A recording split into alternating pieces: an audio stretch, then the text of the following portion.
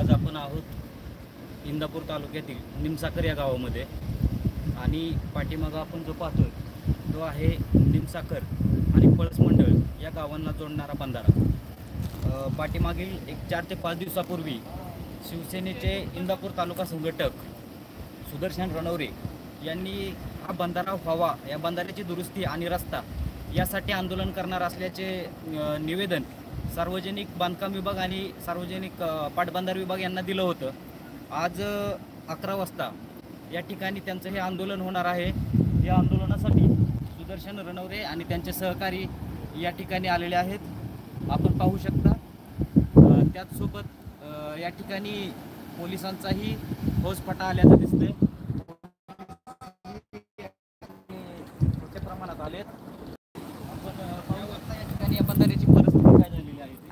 मित्रांनो, या ठिकाणी या बंधाऱ्यावरून दररोज 500 ते 600 लोकांची आवक जावक होत असते। मात्र गेल्या काही वर्षापासून हा बंधारा अत्यंत बिकट अवस्थेत आहे। याकडे पूर्णपणे दुर्लक्ष झालं आहे सोलापूर जिल्ह्यातीलही आणि पुणे जिल्ह्यातीलही नेते मंडळींचं।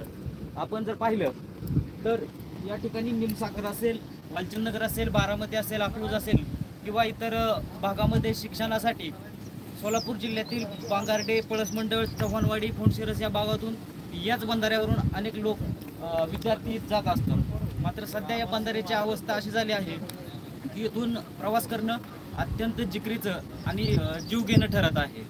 या ठिकाणी जर आपण पाठीमागे पाहिलं तर पूर्णपणे भराव या ठिकाणचा वाहून गेलेला आहे। या ठिकाणी काही वेळातच आंदोलनालाही सुरुवात होत आहे। काढू का?